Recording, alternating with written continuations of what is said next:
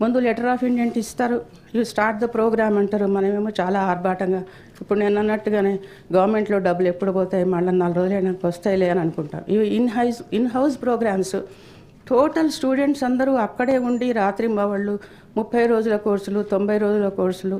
తర్వాత engineering pass అయిన వాళ్ళకు కూడా మళ్ళీ చదువుకోవాలి ఆ పర్టికులర్ సబ్జెక్టు. వాళ్ళు ఆటోమొబైల్ చేసినా ఇంకేజ్ చేసినా కూడా అంటే పూర్తి నిష్ణాతులు కాలేరు డిగ్రీలో. మళ్ళీ కొన్ని స్కిల్స్ నేర్చుకోవాల్సిందే కొన్ని. అలాంటి వాళ్ళ కోసం కూడా కోర్సెస్ మేము ప్రారంభించడం.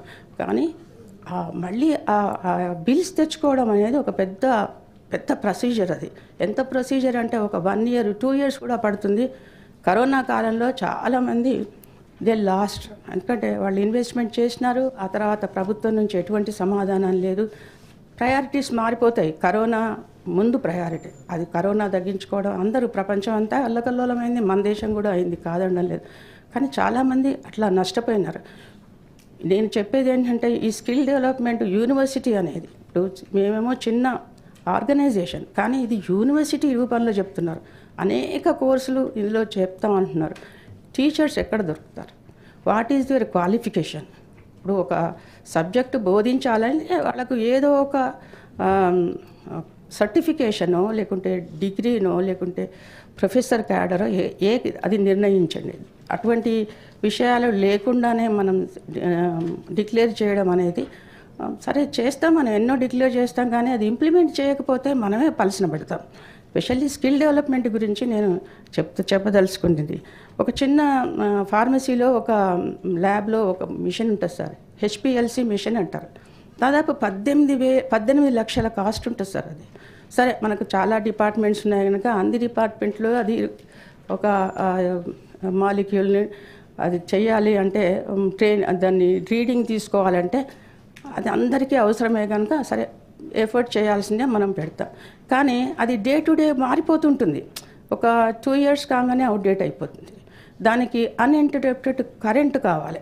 ఒక ల్యాబ్లో ఒక హెచ్పిఎల్సి మెషిన్ ఉంది అని అంటే అది చాలా useful for pharmacy students study practicals. కానీ అట్ ద సేమ్ టైం దాన్ని అంటే మెయింటెనెన్స్ గురించి నేను చెప్పదలుచుకున్నాను సార్. దాన్ని మెయింటైన్ చేయాలంటే కంటిన్యూస్గా ఇట్లా ఏసీ ఉండాలి, అంటే ఒక టెంపరేచర్లో ఉండాలి, అన్ఇంటరప్టెడ్ కరెంట్ సప్లై ఉండాలి.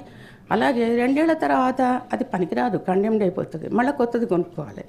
ఇవన్నీ కూడా అంటే మెషిన్స్కు సంబంధించిన స్కిల్స్ సంబంధించిన విషయం కనుక ఇవి బాగా ఏం అలొకేషన్స్ చేస్తున్నారు, ఏ టీచర్ ఏ standard of teachers they are going to teach, ఇలాంటివన్నీ విచారించండి, కొంచెం మాకు చెప్పండి. ఎందుకంటే ఈ అవసరాలు అయితే చాలా ఉన్నాయి సార్.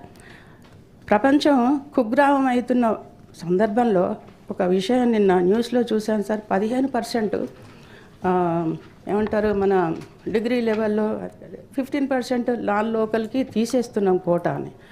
ఇది మంచిగా, నేను ఎవరికి కోపం వస్తుందో నాకు తెలియదు, కానీ నాకు తెలిసిన అనుభవం నేను పంచుకోవాలనుకుంటున్నాను సార్.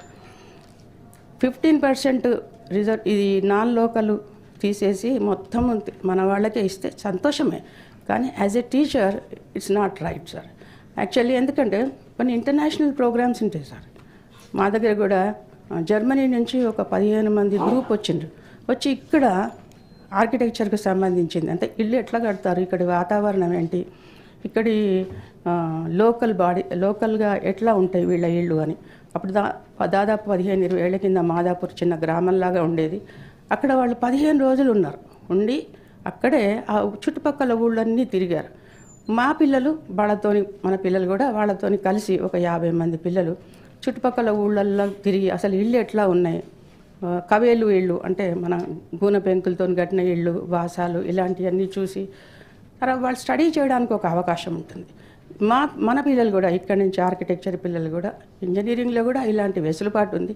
ఈ పిల్లలు కూడా వేరే దేశంలోకి వెళ్ళినప్పుడు వాళ్ళు కూడా అంతే మర్యాదగా వాళ్ళ దగ్గర ఉంచుకుని అకామిడేషన్ ఇచ్చి అక్కడ కూడా స్టడీ చేస్తారు.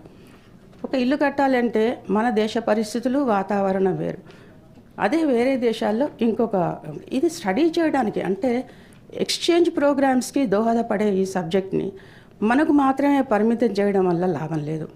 అలాగే మన పిల్లలు అనేకులు ఎంఎస్ చదవడానికి డిగ్రీలు చదవడానికి వేరే దేశాలు పోతున్నారు. మరి వాళ్ళు కూడా అట్లనే అంటే మరి మనకు అవకాశాలు లేవు కదా. ఎక్కడి వాళ్ళు అక్కడే అంటే స్టాగ్నెంట్ అయిపోతుంది మన తెలివి, మన చిన్న మళ్ళీ ఎగ్జాంపుల్, మనం ఎప్పుడైనా చదువు గురించి, విద్యా వ్యవస్థ గురించి మాట్లాడితే పార్టీలకు అతీతంగా నిన్న కూడా అందరూ 1971 పివి నరసింహారావు గారు స్టార్ట్ చేసిన సర్వేలకు స్కూల్ గురించి మనం మాట్లాడుకుంటాం. అక్కడి నుంచి ఎంతోమంది గొప్ప గొప్ప ఐపీఎస్ ఆఫీసర్లు, ఐఏఎస్ ఆఫీసర్లు, వాట్నాట్ సైంటిస్టులు, వాళ్ళందరూ కూడా ఎంతో సంతోషంగా, అంటే అంత ప్రొడ్యూస్ చేసిన ఒక తరగతి గది నుంచే కదా ఈ దేశానికి కావలసిన, సమాజానికి కావలసిన డాక్టర్లు, ఇంజనీర్లు, ఆర్టిస్టులు అందరూ, కళారంగానికి సంబంధించి అందరూ వచ్చేది ఒక క్లాస్ రూమ్ నుంచే తయారవుతుంది కదా. సో ఎప్పుడు ఆయనను తలుచుకుంటారు. సో అలాంటి అందరూ తలుచుకునేంత గొప్పగా విద్యా వ్యవస్థను